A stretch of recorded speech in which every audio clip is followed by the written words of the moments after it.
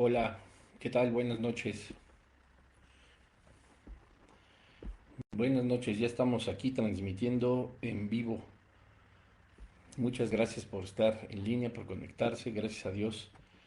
Se nos hizo un poquito tarde por causa del tráfico, como siempre, ¿verdad? Ya esta ciudad está imposible. Me da muchísimo gusto estar una vez más aquí el lunes con esta serie que tenemos como estudio. Gracias a Dios porque nos permite seguir compartiendo su palabra. Así que, pues bueno, hoy vamos a seguir con nuestra serie de Moisés. Hoy vamos a ver un tema bien importante y uno de los eventos más importantes también dentro de la palabra de Dios, que son las 10 plagas de Egipto. O sea, conocemos la historia del Éxodo, conocemos por supuesto la liberación, ¿verdad?, del pueblo de Dios. Y hemos escuchado acerca de las 10 plagas. Bueno, hoy vamos a tratar este tema. No voy a hablar de cada una de las plagas, vamos a estar hablando más bien del propósito que tuvo, eh, pues que se manifestaran naturalmente las plagas con la voluntad del Señor. Así que vamos a tener un estudio pues más que de aplicación, pues informativo, ¿verdad? Que también es importante conocer y cómo nosotros podemos incluso responder cuando haya algún problema de, pues cuando se juzgue, por decirlo de alguna forma, a Dios, de por qué fue tan cruel, de por qué las plagas, etcétera, etcétera. Y hay cosas muy interesantes dentro de cada uno de estos versículos, como habíamos dicho, incluso era importante conocer cómo la dureza del corazón de Faraón prosiguió adelante por su propia voluntad y no, ya no por responsabilidad de Dios. Hablamos obviamente acerca de la soberanía del Señor. Hoy vamos a estar viendo también algunos versículos acerca o al respecto del propósito de las plagas y pues cuál fue el fin último de que se manifestaran, ¿verdad? Y de la forma en la que Dios los hizo. Entonces, pues vamos a orar, vamos a poner este tiempo en las manos del Señor. Padre, en el nombre de Jesús te damos gracias.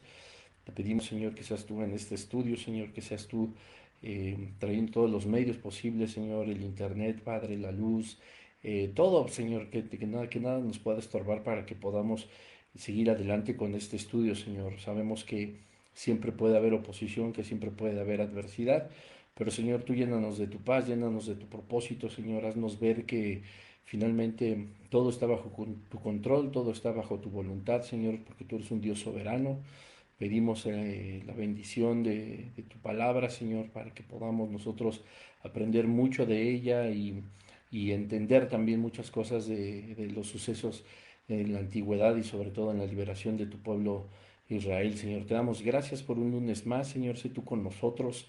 Quita toda distracción, Señor. Quita todo desánimo, Padre, toda frustración, Señor, todo aquello que pueda traer pues distracción, Señor, o que pueda desviarnos del propósito del conectarnos para aprender más de tu palabra. Te pedimos en el nombre de Jesús que sea quitado, Señor, que tú traigas más bien tu presencia, que traigas sabiduría, Señor, para poder entender cada cosa de las que vamos a estar platicando y que seas siempre tú glorificado, Padre. Te damos gracias en el nombre de Jesús. Amén.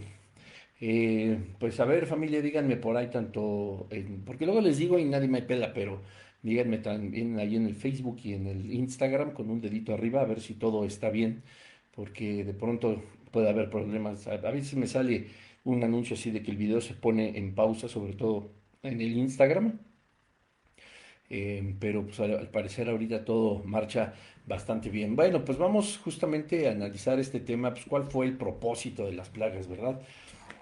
Nos enseña la palabra de Dios en los capítulos del libro del Éxodo, pues como el Señor, eh, desde el capítulo 7 hasta el versículo, eh, de- hasta el capítulo 12, donde el Señor está instaurando la Pascua y donde pues no pasa, ¿verdad? Hiriendo a todos los primogénitos, etcétera, etcétera.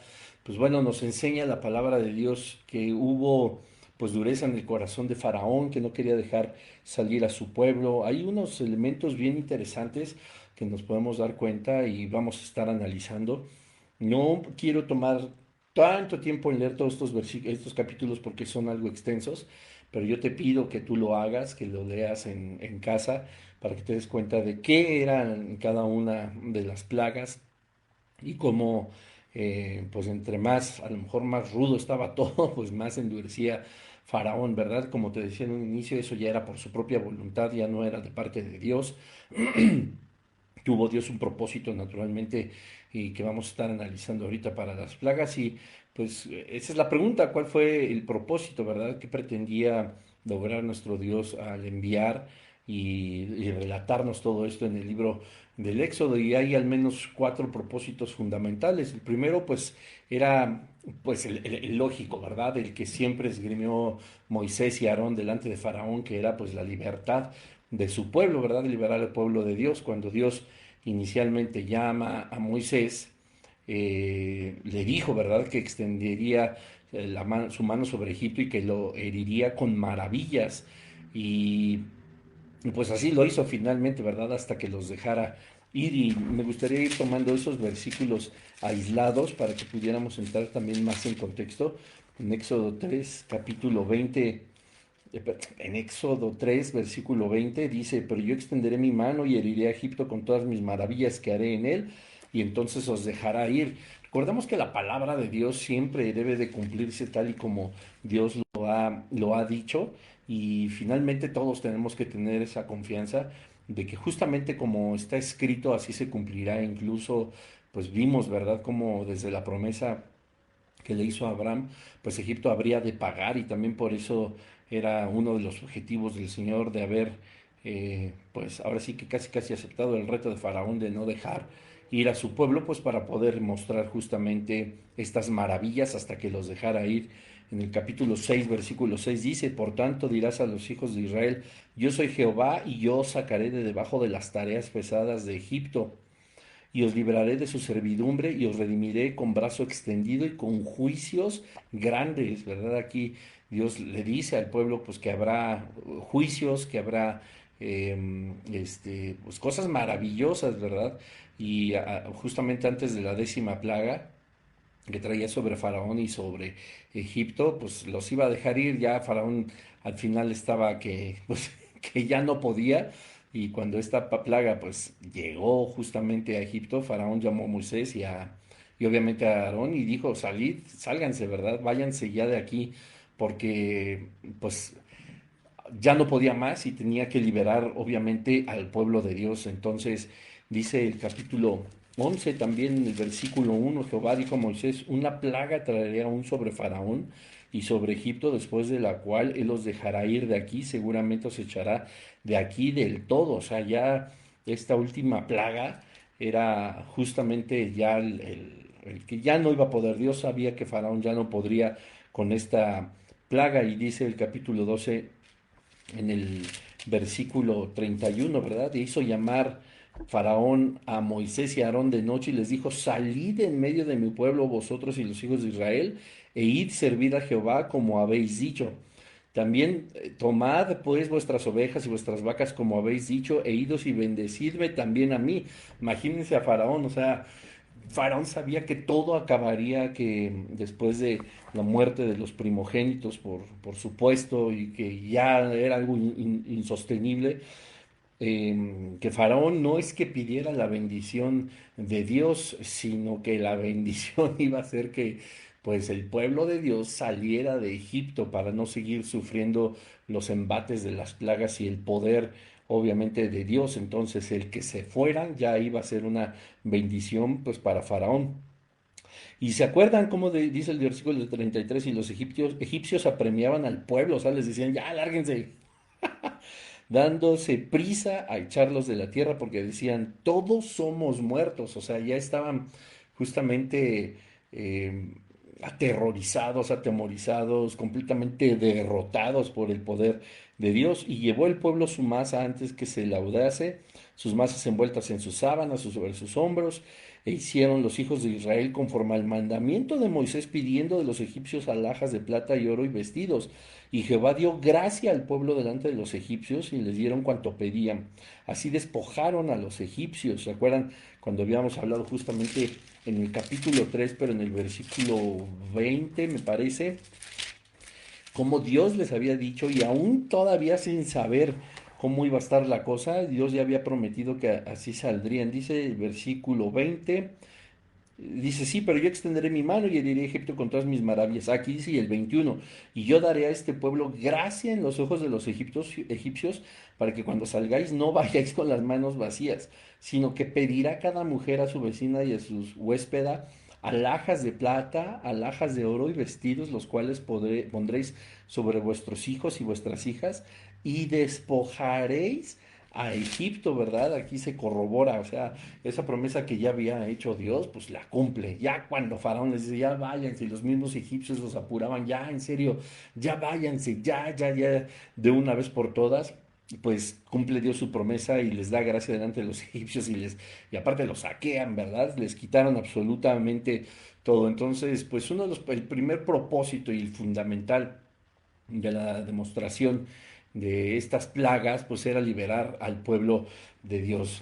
En segundo lugar, pues tenemos que hablar justamente de un tema muy interesante que es pues que Dios tendría que mostrar también su soberanía, ¿verdad? A las plagas se les ha descrito como lecciones también, ¿verdad? Sobre la soberanía de Dios. Estas lecciones iban dirigidas pues obviamente a Egipto y vamos a analizar justamente cómo es, por ejemplo, a Egipto, ¿no? Los egipcios tenían que darse cuenta de que Dios tiene el control absoluto de todo y como, pues obviamente, eh, se consideraba a Faraón como Dios y se consideraban ellos mismos dioses y además estos pseudodioses o dioses a los ojos de los mismos egipcios como el Faraón, pues se adoraban a otros dioses, ¿verdad? Entonces, eh, Dios multiplicó todas estas señales y maravillas cuando Faraón se negaba a escuchar, porque obviamente tendría que mostrar que Dios era Dios sobre todos los dioses que ellos adoraban, ¿verdad? Entonces a todos los egipcios, como dice en el capítulo 7, en el versículo 3, pues se habría de mostrarles justamente quién era Dios. Dice, perdón, es el 4, y Faraón no os oirá, mas yo pondré mi mano sobre Egipto y sacaré a mis ejércitos, mi pueblo, los hijos de Israel de la tierra de Egipto, con grandes juicios. Y sabrán los egipcios que yo soy Jehová cuando extienda mi mano sobre Egipto y saque a los hijos de Israel de en medio de ellos. O sea, este es un propósito fundamental para mostrar su soberanía, primeramente ante los egipcios. No solamente era Faraón, sino obviamente ante los egipcios, como dice el versículo 5, y sabrán los egipcios que yo soy Jehová. Recordemos cómo en algún momento, pues Faraón, de una forma así muy irónica, dijo, ¿y quién es Jehová? Etcétera, ¿no? Y como que trataba nada más Moisés y Aarón con Faraón, y aunque quizá todos los capataces y toda la gente que tenía como esclavos a los egipcios, así los ejércitos, etcétera, habían escuchado del Dios del pueblo de Israel, pues no, ellos no los consideraban, ya que consideraban el propio Faraón como su Dios y a los dioses de Faraón como dioses sobre todo los egipcios. Pero dice este versículo 5, en su soberanía Dios quiere mostrar ese poder justamente a los egipcios. También, como dice el capítulo 9, en el versículo 16, vamos a leerlo, dice así, y a la verdad yo te he puesto para mostrar en ti mi poder y para que mi nombre sea anunciado en toda la tierra. Sabemos nosotros, obviamente, que Egipto era, pues, como lo pudiéramos decir en esta época actual, pues una potencia, ¿verdad? El imperio egipcio era conquistador, era de grandes logros, por supuesto, ciudades imponentes. Como les había comentado en los episodios anteriores, las pirámides estaban ya ahí, se hacían sepulcros o mausoleos de forma imponente, las grandes estatuas de cada uno de los faraones, o sea, era algo que imponía, ¿verdad? Pero en Éxodo 9:16 Dios nos enseña que estaba no solo enseñándole su soberanía a los egipcios, sino a toda la tierra, ¿verdad? A todo el poder, a toda la tierra que tuviera cierto grado de poder, estaba poniendo como ejemplo el sometimiento a Egipto para que todos los demás pudieran ver, obviamente, que él era el verdadero Dios. Y es algo que a veces nos escapa, ¿verdad? Porque como que nos encerramos solamente en la región en donde está como desarrollándose los hechos. Pero como habíamos dicho muy al principio de esta serie, pues había tribus vecinos, había culturas vecinas que, que sabían de Egipto, ¿no? Y que sabían obviamente de los dioses y de Faraón, así como los madianitas que no eran israelitas, así como todos aquellos pueblos que son contrarios a Dios, como el Jebuseo, el Amorreo, el Jebuseo, el Filisteo, etcétera, etcétera, todos los que había mencionado Dios que llevaría al pueblo de Israel para tomar esa tierra y que estaba habitada por ellos. Bueno, para todas las tierras, para todas estas tribus, para todas estas naciones, Dios también muestra su poder y su soberanía a través de estas plagas en Egipto. Y en tercer lugar, de este punto número dos, pues tenemos que también ser muy cautelosos en pensar, ¿verdad? O sea, todo Israel entonces sí creía verdaderamente en Dios. Recordemos que había mucha aflicción, recordemos que pasaron siglos ellos esperando a un libertador, que pasaron por su soberanía también el Señor bajo esclavitud, porque así se lo había dicho a Abraham, pero también había prometido su liberación. Y como todos, hemos sabido que claudican, que se enfrían, que creen, que no creen. Cuando llega Moisés y les dice, pues ya vengo a liberarlos, todos como que se entusiasman, Faraón les carga más las tareas, ¿verdad? Y entonces, pues Israel se enoja o gran parte de ellos y empiezan a dudar de Moisés y naturalmente empiezan a dudar de Dios, ¿verdad? Pero el corazón de Faraón pues igual fue endurecido con el fin de que Dios al mostrar estas plagas no solamente a los egipcios, no solamente a las naciones que los circundaban y que tenían noticias y que conocían del Dios de los israelitas, sino también para Israel mostrarles que sí era verdaderamente Dios. Y esto es un punto fundamental porque estamos hablando de que a pesar de todo esto había dudas y pues no es spoiler porque seguramente conoces la palabra de Dios y si no, pues bueno, sí será un spoiler, pero es de bendición.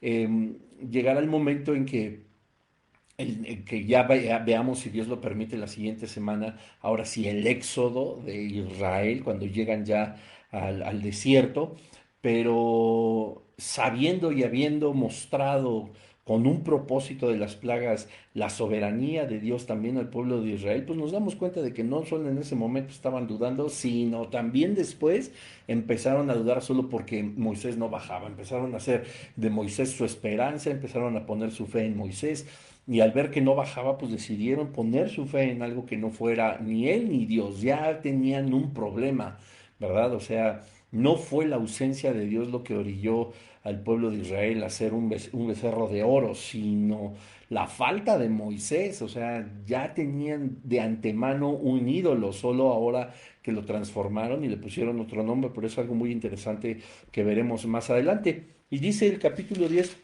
en el versículo 1, Jehová dijo a Moisés, entra a la presencia de Faraón porque yo he endurecido su corazón y el corazón de sus siervos para mostrar entre ellos mis señales, ¿verdad? Así había sido. Y es una reiteración de que habría señales, pero no solamente para Faraón, sino para Egipto y para Israel también. Y el corazón de Faraón se endureció y no dejó ir a los hijos de Israel como Jehová lo había dicho por medio de Moisés. Entonces, pues el pueblo de Israel igual empezó a decir, no, pues no nos está rescatando, ha pasado esto, a lo mejor fue producto de la casualidad, ¿verdad? Que el agua estuviera turbia, que estuvieran los peces podridos, que no pudiéramos beber de ella, a lo mejor fue casualidad, vamos a mencionar la plaga de los piojos, ¿verdad?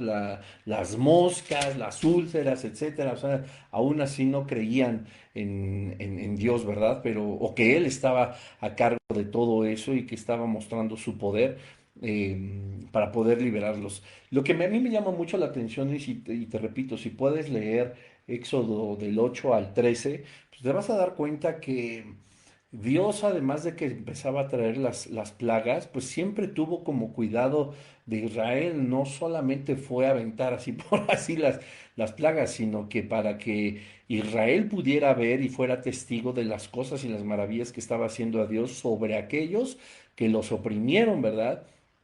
Y que decían y que tenían como objetivo pues que se contase por generaciones, ¿verdad? Que las señales las había hecho el Señor. Así que pues llevamos dos puntos, ¿verdad? De los propósitos de las plagas o del objetivo de las plagas, que era primero liberar al pueblo de Dios, después demostrar la soberanía de Dios tanto a los egipcios, a todos los habitantes de la tierra, a todos los que rodeaban esta región y por supuesto al mismo pueblo de Israel, donde seguía habiendo duda y donde seguía habiendo personas que simple y sencillamente no creían en que las cosas sucedieran como Dios las había planeado. En segundo lugar, en tercer lugar, quiero decir, de los cuatro propósitos de las plagas, tenemos que pues Dios eh, mostraba su verdadero poder, ¿verdad? La historia de las plagas, como lo podemos leer, es una batalla justamente entre Dios y Egipto, pues, donde Dios pues aplasta, sale victorioso como siempre. Por ahí hay un meme o no me acuerdo que dice,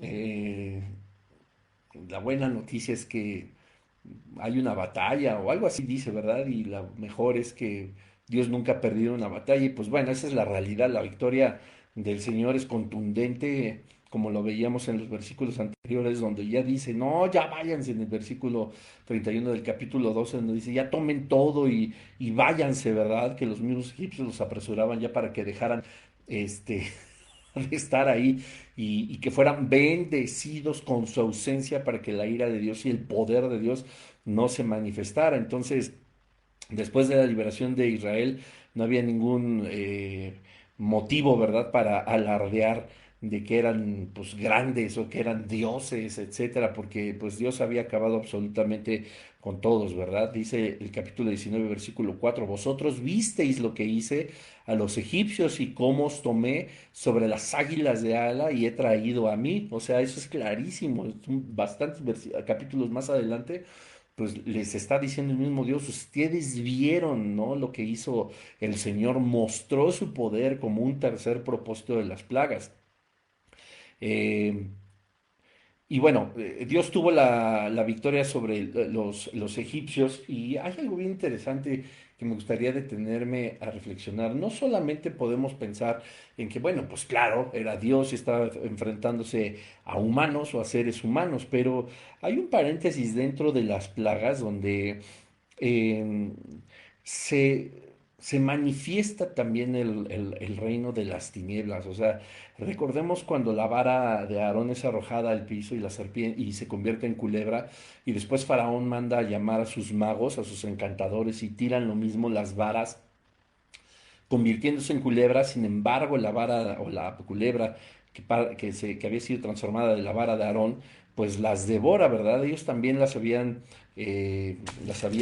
convertido, como nos enseña el capítulo 7, donde empezaba aquí todo el verdadero relajo, ¿no? En el versículo 10 dice, vinieron pues Moisés y Aarón a Faraón e hicieron como Jehová le había mandado, y echó Aarón su vara delante de Faraón, de sus siervos, y se hizo culebra. Entonces llamó también Faraón sabios y hechiceros. Esta palabra, bueno, eh, es tal cual, eran brujos, era gente entregada al reino de las tinieblas, hacían hechicerías, hacían brujería, ellos tenían pactos demoníacos, ¿verdad? Dice, e hicieron también lo mismo los hechiceros de Egipto con sus encantamientos. Hay algunas teorías que dicen, no, es que no es literal, etcétera. No, o sea, la palabra de Dios no se está equivocando ni está tratando alegorías. Él habla de que eran hechiceros y que tenían encantamientos. Y el versículo 12 dice, pues echó cada uno su vara, las cuales se volvieron culebras. Lo hizo así, mas la vara de Aarón devoró las varas de ellos, es decir, a las mismas culebras. Entonces, esto es, es, es importante entender que no solamente Dios estaba mostrando su poder delante de los hombres, sino también, una vez más, y sin ningún problema, mostrando y pisando una vez más al reino de las tinieblas, ¿verdad? O sea, había una batalla, por supuesto, que se volvió por completo espiritual, no solamente eran los ánimos de Faraón de detener al pueblo de Israel, sino que obviamente entregado a dioses ajenos a Jehová de los ejércitos, a dioses paganos, a prácticas heréticas, etcétera, cosas que la Biblia no nos describe, pero que estoy seguro que influenciado por el reino de las tinieblas eran bastante grotescas, pues endurecía, por supuesto, Faraón su corazón, influenciado por el reino de las tinieblas, para contender contra Dios mismo. Entonces estamos hablando ya de una guerra espiritual a niveles verdaderamente grandes, ¿verdad? Lo mismo sucede, por ejemplo, y es una evidencia que a mí me parece muy clara en el capítulo 8, en el versículo 7, cuando viene la plaga de las ranas, dice, bueno, desde antes dice del versículo 5 del capítulo 8, y Jehová dijo a Moisés, di a Aarón, extiende tu mano con tu vara sobre los ríos y arroyos y estanques, para que haga subir ranas sobre la tierra de Egipto. Entonces Aarón extendió su mano sobre las aguas de Egipto, y subieron ranas y cubrieron la tierra de Egipto. Y los hechiceros hicieron lo mismo con sus encantamientos, e hicieron venir ranas sobre la tierra de Egipto. Entonces Faraón llamó a Moisés, a Aarón, y les dijo, orad a Jehová para que quite las ranas de mí, del pueblo, y dejaré ir a su pueblo. Y ya sabemos que era pura mentira, ¿verdad?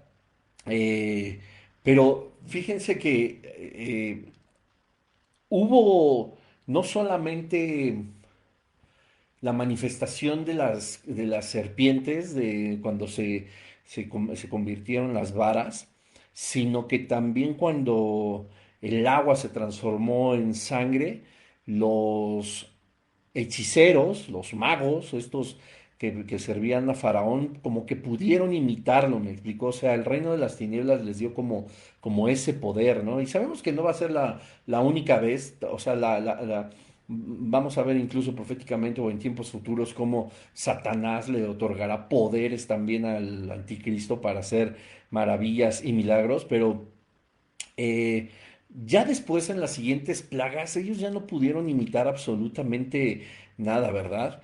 Eh, Hicieron aparecer ranas, el agua, pero por ejemplo ya no pudieron imitar la tercera plaga, la de los piojos, ¿no?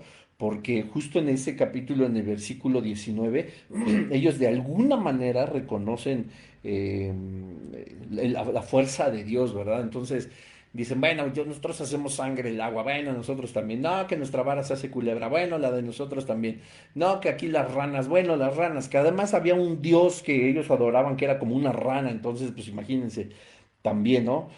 Pero en el versículo 19 del capítulo 8, donde viene la plaga de los piojos, dice, entonces los hechiceros dijeron a Faraón, dedo de Dios es este, mas el corazón de Faraón se endureció.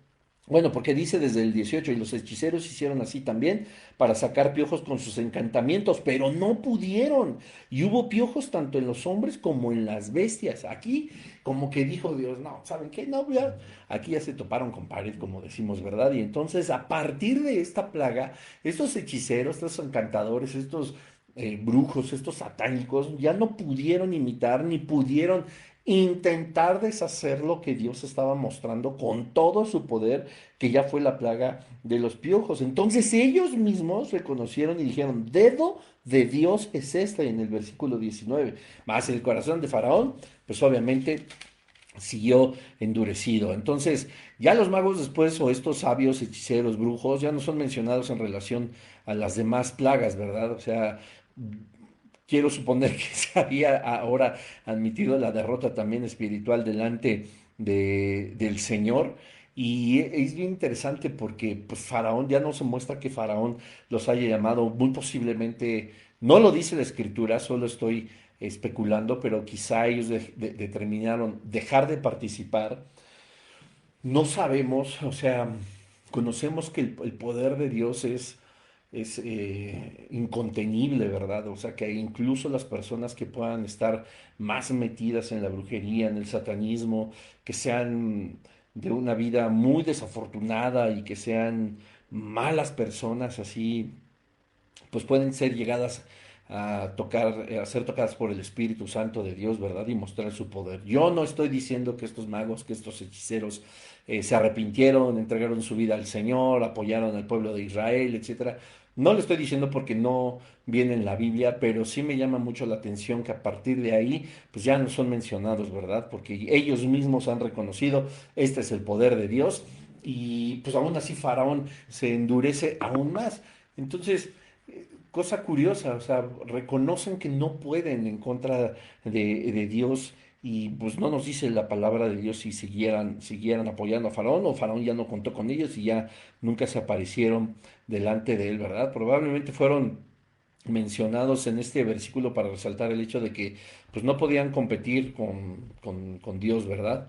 Em, Hay quienes dicen, por supuesto, y se preguntan si estos magos estaban, o hechiceros estaban dotados por poderes sobrenaturales o por un poder demoníaco. Hay quienes dicen que no, hay quienes dicen que son alegorías, pero a mí me queda claro que después de tener tantos siglos, porque la cultura egipcia así era, de tener tantos siglos en adoración a demonios, pues obviamente había ya un vínculo con el reino de las tinieblas, como nosotros podemos hacer nuestro vínculo con el reino de Dios, ¿verdad? Entre más tiempo pasemos adorándole, entre más tiempo pasemos alabándole, pues obviamente todo va a ser mucho más divino en nuestra vida, nuestro carácter, nuestra forma de ser, todo se parecerá poco a poco y cada vez más a Jesucristo, pues lo mismo aquellos que son entregados al reino de las tinieblas, ¿verdad? Satanás puede hacer milagros, Satanás puede tener a personas y tendrá personas que hagan milagros, que hagan prodigios, como nos dijo el mismo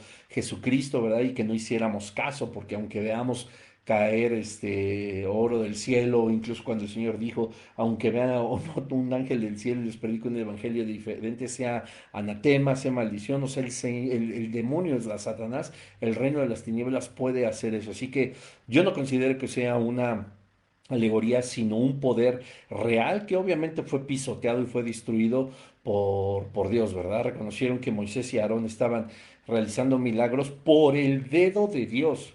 Así que eso fue increíble. Así que pues bueno, para mostrar su poder, pues también Dios usó plagas con el fin de triunfar sobre estos dioses egipcios, como te comentaba hace un momento. En el capítulo 12, versículo 12, nos muestra algo muy interesante. Dice, bueno, obviamente cuando ya está hablando el Señor de que pasaría en la noche que heriría a Egipto y a todo primogénito en la tierra de Egipto, así hombres de como de las bestias, donde ejecutaría sus juicios. Ahorita vamos a leer ese versículo.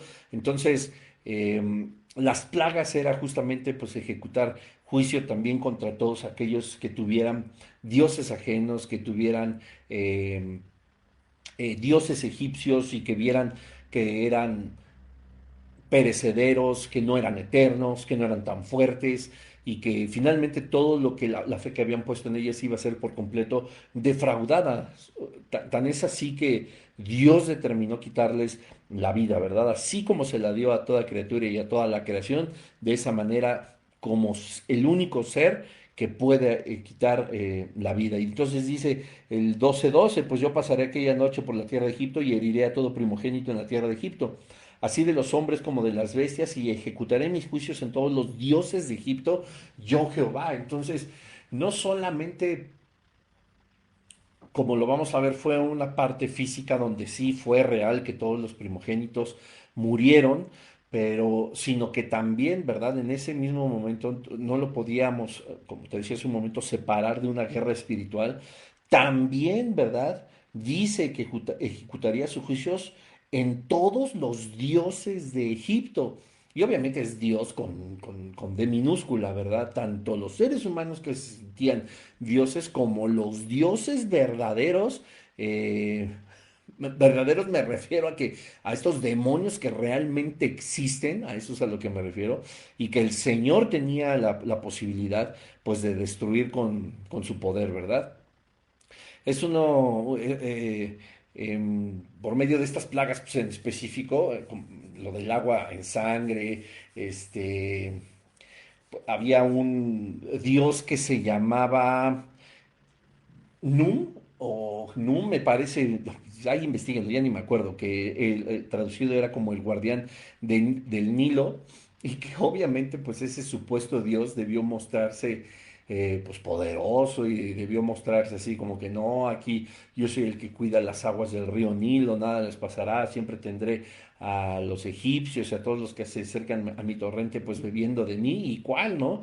Este Dios fue por completo destruido al momento de haberse convertido el agua en sangre. Este guardián del Nilo pues no pudo haber hecho nada. Te contaba de la plaga de las ranas. Había un dios de los egipcios que era una rana que se llamaba Eket.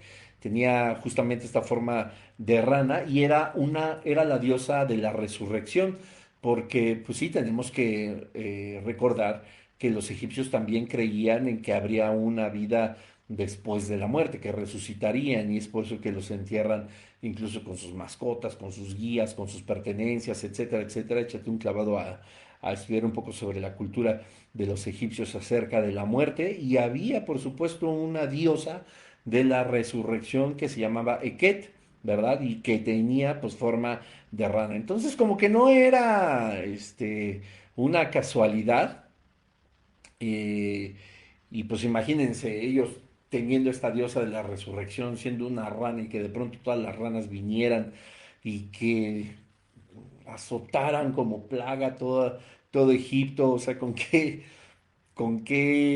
ahora sí que idolatría podrían seguir viendo a Eket, ¿no? Que era finalmente una rana. Estaban hartos y pues cuando Dios determina terminar con esa plaga, pues acordémonos, o léanlo, no es que, ay, se desaparecieron las ranitas. No, pues obviamente todas se murieron y obviamente pues de la forma lógica como cualquier otro ser vivo que se muere, como cualquier otro animal, se apilaron, etcétera, y empezó a apestar a podrido y fue una contaminación.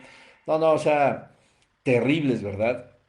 La plaga en las tinieblas, por supuesto, podría decirse que también hizo como referencia a la serie de los dioses egipcios, que eran de los más importantes, que eran los dioses del sol, ¿verdad? O sea, eh, diciendo, pues sí, el sol será tu dios, el sol para ti será el creador absolutamente de todo. Pues mira, ni tu dios ni nada, yo pongo tinieblas sobre ti, ni le apagamos el foco al sol, ¿verdad? Entonces esto es algo interesante de analizar, porque sí, la realidad es que Dios muestra de esa forma su poder.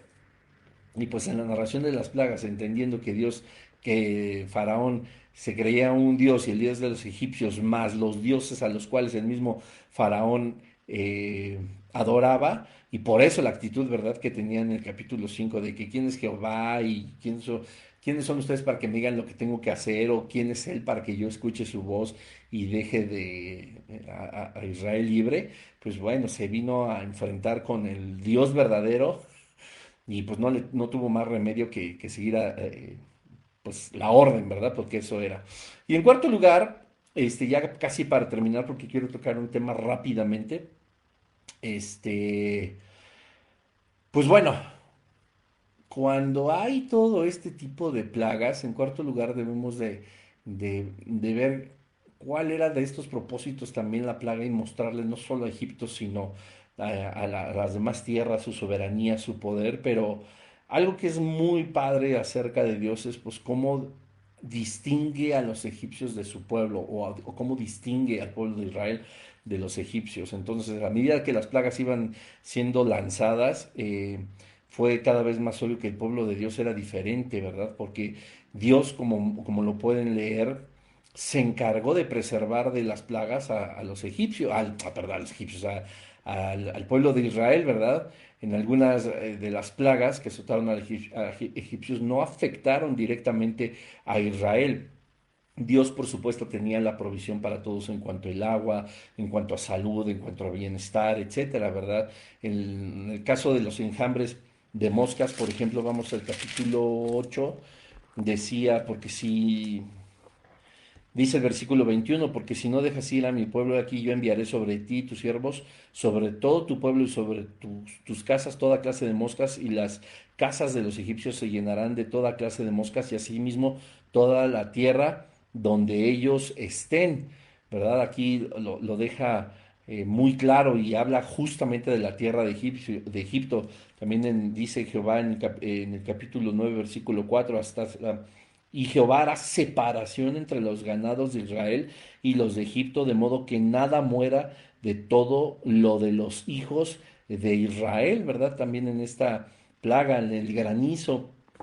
También dice la palabra en el capítulo 9, en el versículo 26, solamente en la tierra de José, donde estaban los hijos de Israel, no hubo granizo y las tinieblas de las cuales, pues sí, el Señor dijo que el Dios sol ni que nada y pum, le bajo el fusible, dice en el versículo 23 del capítulo 10, ninguno vio a su prójimo, ni nadie se levantó en su lugar en 3 días, más todos los hijos de Israel tenían luz en sus habitaciones. O sea, no, el Señor maravilloso, siempre tuvo cuidado del pueblo, ¿verdad? Y bueno, me regreso un poquito de cómo necesitaba mostrar Dios también al pueblo de Israel, que Él era Dios. Yo siempre me pongo a pensar cómo viendo, pues como decimos entre broma y broma acá de los del sureste, estoy viendo y viendo y no ven, ¿verdad? Y que Dios era Dios y aún así la gente dudaba y siguió dudando durante décadas hasta que se extinguió toda esta generación. Ya lo veremos en su momento cuando vayamos hacia el final de esta serie. Eh, y pues bueno, pues Dios obviamente tuvo cuidado de su pueblo mientras demostraba que eran protegidos por Dios mismo y estaba juzgando naturalmente a los egipcios con todo esto. Y estoy seguro que los egipcios y muchos de ellos debieron encontrar en algún momento arrepentimiento. No lo dice la Biblia tampoco, pero pues en una conclusión como sana y lógica después de ver todo esto, estoy seguro que muchos debieron haber dicho, oye, Faraón, pues déjalos ir, o sea, como en aquel momento cuando los cuadrilleros se acercaron y dijeron, oye, no, no inventes, no, se nos están rebelando, le fueron a reclamar a Faraón por sus determinaciones, pues de esta misma manera, estando viendo el gran poder de Dios, ni modo que no, ¿verdad? Y entonces, pues Dios le da, obviamente, al pueblo de Israel una forma de escaparse, dice el versículo 7 del capítulo 11, pero contra todos los hijos de Israel, desde el hombre hasta las bestias, ni un perro moverá su lengua para que sepáis que Jehová hace diferencia entre los egipcios y los israelitas. Y en el 12, en el capítulo versículo 13 dice, y la sangre os será por señal en las casas donde vosotros estéis, y veré sangre, y pasaré de vosotros, y no habrá en vosotros plaga de mortandad cuando hierra a la tierra de Egipto. Lo que quiero rápidamente tocar, pues obviamente es cuando ya este último ataque, por así decirlo, divino del Señor, es cuando mueren todos los primogénitos, no sin antes, por supuesto, léanlo por favor, el Señor instaura la Pascua, si Dios me lo permite y si es su voluntad, posiblemente hablemos de la Pascua la siguiente semana, antes de ya de la salida del Éxodo, pero mi intención hasta el momento, salvo que el Señor diga otra cosa, sería hablar ya del Éxodo, pero nos damos cuenta que a la muerte de los primogénitos, pues hay, para no hacerte el cuento largo, y si te acuerdas de la película, pues el Señor les da este método, ¿verdad? De cuando Él pase y que tocaría toda la vida de todo primogénito, y así sucedió con la de Faraón hasta que dijo, ya váyanse de aquí, por supuesto. Pues justamente les dijo, ¿verdad? Que pusieran la sangre de un cordero en el dintel de la puerta sabiendo que pasaría de largo el Señor, sabiendo que ahí no habría ningún problema. Te lo leo, y la sangre os será por señal en las casas donde vosotros estéis, y veré la sangre y pasaré de vosotros, y no habrá de vosotros plaga de mortandad cuando hiera a la tierra de Egipto. Esto es súper concluyente, ¿verdad? O sea, la idea de que Dios les da al pueblo de Israel una forma en la que se cubrieran, porque era una plaga que el Señor había determinado que pasaría sobre todos, ahora sí era sobre todos. Y uno pudiera pensar, oye, pues qué Dios tan injusto, porque pasas también sobre nosotros, no siendo que nosotros somos tu pueblo. Pero no fue así, o sea, Dios, como les decía, siempre daba una forma de evitar las plagas, siempre daba este consejo justamente para evitarlo y les dice, bueno, pues hagan de esta manera, ¿verdad? Dice el versículo 12:12, pues yo pasaré aquella noche por la tierra de Egipto y heriré a todo primogénito en la tierra de Egipto, así de los hombres como de las bestias, y ejecutaré mis juicios en todos los dioses de Egipto, yo Jehová.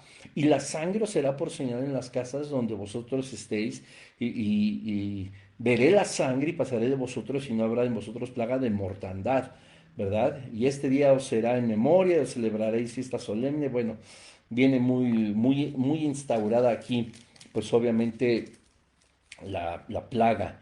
Dicen cuando está la plaga, la Pascua, cuando está instaurando la plaga, la Pascua. Yo no sé qué me pasa hoy, pero espero que me estén comprendiendo, familia. Es que estoy muy entrado aquí, leyendo tantos versículos, y dice el capítulo 12 en el versículo 5 cuando está instaurando la Pascua, ¿verdad? Dice el versículo 7 y tomarán de la sangre y la pondrán en los dos postes y en el dintel de las casas en que lo han de comer. Y aquella noche comerán la carne asada al fuego, pero esa sangre es a la que se refiere el versículo 13. Bueno, así es como, ¡pum!, salen las plagas de Egipto y cuáles eran los propósitos. Liberar al pueblo de Dios, demostrar la soberanía de Dios, mostrar el poder de Dios y por supuesto distinguir al pueblo de Israel de los que no son su pueblo. Ahora, repito, por favor, lean del capítulo 7 hasta el 13 para que conozcan lo de las plagas y cómo Faraón endurecía su corazón y cómo sí tenía poder el reino de las tinieblas, pero cómo Dios siempre, por supuesto, fue mucho más poderoso. Este tema me llega solamente ya para concluir en algo que es muy, muy, muy importante. Bueno, van a ser dos cositas que quiero concluir, muy rápidas. Primero, y espero que hasta aquí vaya todo claro. Pongan un dedito arriba. Si ya quieren desconectarse, digamos que aquí acaban el propósito de las plagas. Pero ahí va el pilón. O como dicen en Colombia, como me dijo mi esposa. ¿Cómo se llama? ¿Cómo dicen? Cuando es un extra. Este. No me acuerdo. Bueno, pero el pilón. Dos pilones.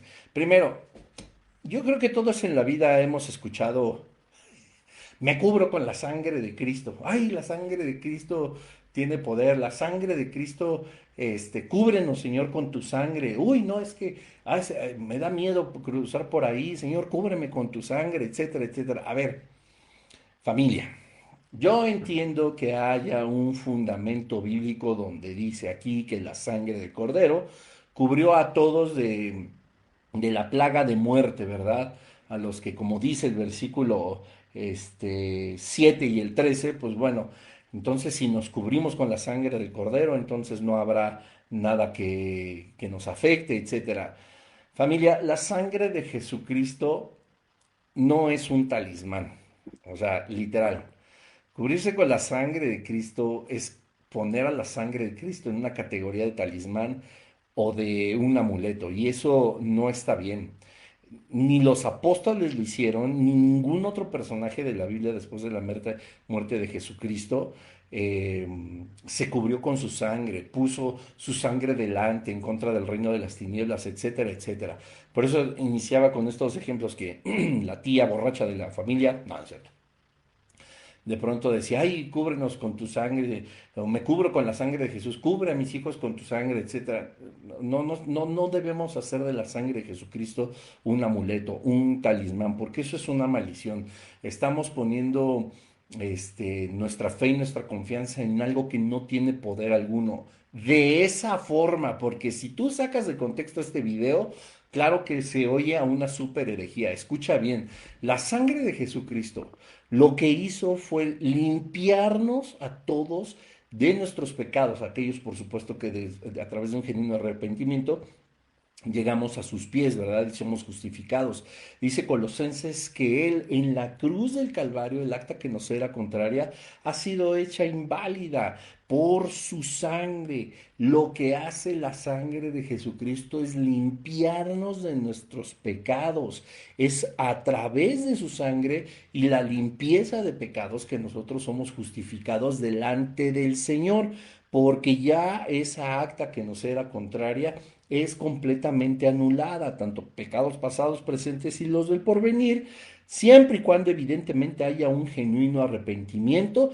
Ese es el poder de la sangre de Jesús, pero no usemos su sangre maravillosa, preciosa, que fue derramada hasta la última gota por ti y por mí, para ser justificados delante del Señor, para utilizarla como un amuleto o como un talismán. Eso no está bien, eso es un error. Si tú has oído eso, si tú lo invocas, si tú lo practicas, eso, la realidad es que trae, yo creo que más maldición que bendición, ¿verdad? Porque te repito, no hay un solo ejemplo después de Jesucristo, ni de personas cercanas a él como los apóstoles, ni iglesias fundadas por los apóstoles, ni nadie que tuviera que invocar la sangre del Señor para cubrirse de algo. La sangre del Señor, el poder que tiene, y es el poder absoluto, es el de darnos vida eterna a través de la limpieza de nuestros pecados y la justificación.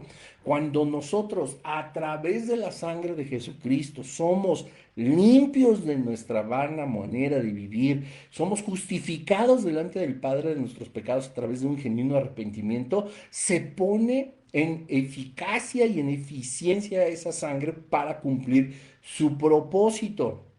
Y por supuesto, esta sangre sigue limpiando pecados.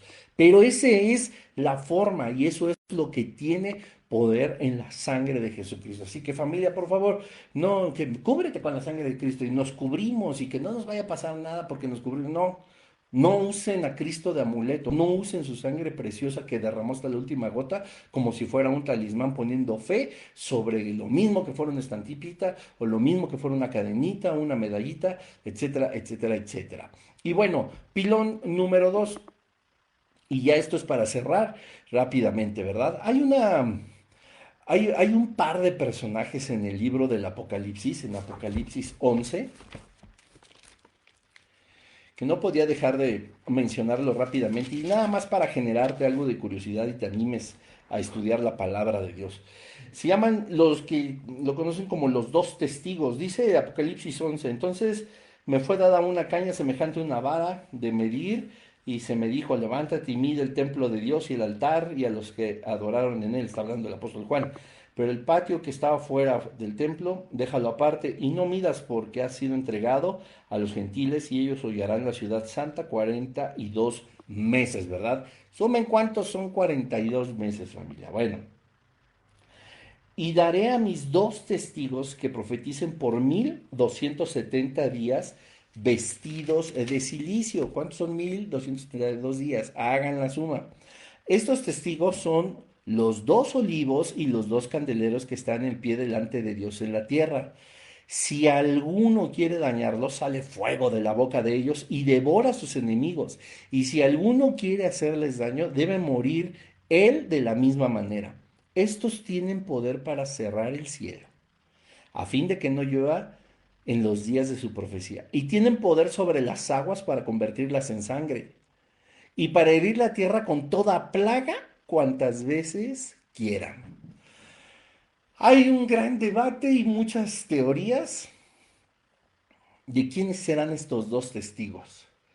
Lo que te voy a decir no es categórico, sigue siendo también una especulación, pero lo que estos dos testigos hacen, estos prodigios, estas maravillas que vienen de parte de Dios, ¿no te suenan a lo que también hicieron de parte de Dios Elías y Moisés? ¿Quiénes estuvieron con Jesucristo en la transfiguración? Elías y Moisés. Yo no estoy diciendo que así sea, pero las plagas, caer fuego del cielo, detener la lluvia. Si no sabes de Elías y Eliseo, aviéntate la serie de Elías y Eliseo, los profetas de fuego. Aquí está también. Y las plagas y todo lo que Moisés practicó por orden de Dios es uno de los atributos que van a tener uno de estos dos testigos según Apocalipsis 11. Tan tan. Familia, demos gracias a Dios rápido. Gracias, Padre, en el nombre de Jesús, por este estudio, por este tiempo, Señor. Bendícenos, Padre, con la sabiduría de tu palabra, Dios, que podamos nosotros seguir adelante en este estudio tan intenso, tan interesante. Gracias, Señor, por todas tus maravillas, por todas tus bendiciones. Gracias, Señor, porque tú nos muestras, como en aquellos días, tu poder.